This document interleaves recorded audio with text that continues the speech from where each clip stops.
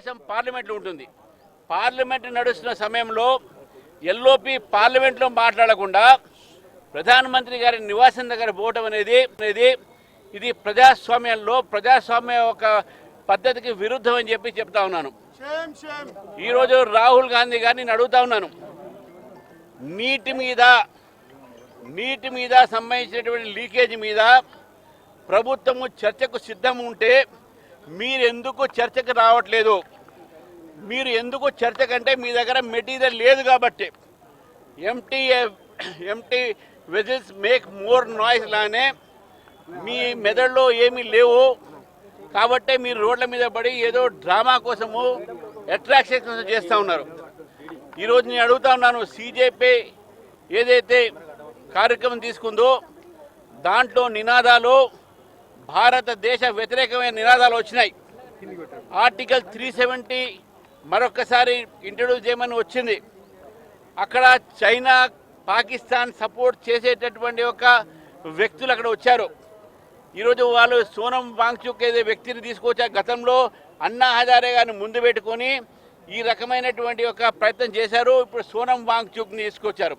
ఈ సోనం వాంగ్చుక్ అని వాళ్ళ ఫాదర్ ఎమ్మెల్యే కాంగ్రెస్, ఈయన దేశ వ్యతిరేకంగా మాట్లాడాడు, చైనాకు సపోర్ట్ చేస్తా అన్నాడు, పాకిస్తాన్కి సపోర్ట్ చేస్తా అన్నారు. ఈరోజు బంగ్లాదేశ్లో జామాతే ఇస్లామీ హింద్ అనేది అక్కడ పార్టీ సిజేపీకి పూర్తిగా మద్దతు పలుకుని చెప్పి ఓపెన్గా లెటర్ కూడా రాయడం జరిగింది. అంటే దేశ వ్యతిరేక శక్తులకు ఈరోజు రాహుల్ గాంధీ సపోర్ట్ చేస్తూ ఉన్నారు. ఆ రాహుల్ గాంధీకి బుద్ధి లేదంటే మన ముఖ్యమంత్రి కూడా బుద్ధి లేకుండా ఆయనకు సపోర్ట్ చేస్తూ ఉన్నాడు. ఇది దేశ వ్యతిరేకమైన శక్తులు ఇవన్నీ కూడా. కాబట్టి రాహుల్ గాంధీ గారు ప్రజాస్వామ్య వ్యతిరేకంగా ఈరోజు ప్రధానమంత్రి నివాసం ఎదురుగా చేసినటువంటి ఒక ఏదైతే ప్రొటెస్ట్ చేస్తుందో కేవలం డ్రామా మాత్రమే. ప్రధానమంత్రి నివాసం వ్యతిరేకంగా చేసి అంటే బంగ్లాదేశ్లో ఏ విధంగా అయితే అక్కడ ఉన్నటువంటి ఒక షేక్ హసీనా ఇంటి ముందు ఆ రోజు ధర్నా చేసి ఏదైతే యూత్ పేరు మీద జంజీ పేరు మీద ఆమె ఇంట్లో దూరి అక్కడ ధ్వంసం చేశారు. ఇదే ఒక పని నేపాల్లో చేశారు. దీని వెనక అంతా కూడా విదేశీ శక్తులు ఉన్నాయి.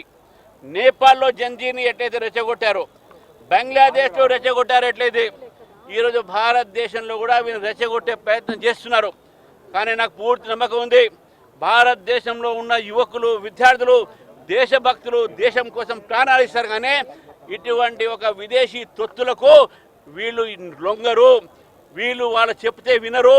అక్కడ వచ్చినంత కూడా కిరాయికి టట్టు డబ్బులతోని ఇతర విదేశాల నుంచి వచ్చినటువంటి కోట్లాది రూపాయలు ఈరోజు భారతదేశంలో విధ్వంసాన్ని సృష్టించడానికి ఈ శక్తులు పనిచేస్తూ ఉన్నాయి. అందులో భాగంగా రాహుల్ గాంధీ గారు కూడా ఈరోజు విదేశీ యొక్క మాయలో పడి ఈరోజు విదేశీ ఏజెంట్లుగా ఈరోజు భారతదేశాన్ని ముక్కలుగా చేసే ప్రయత్నంలో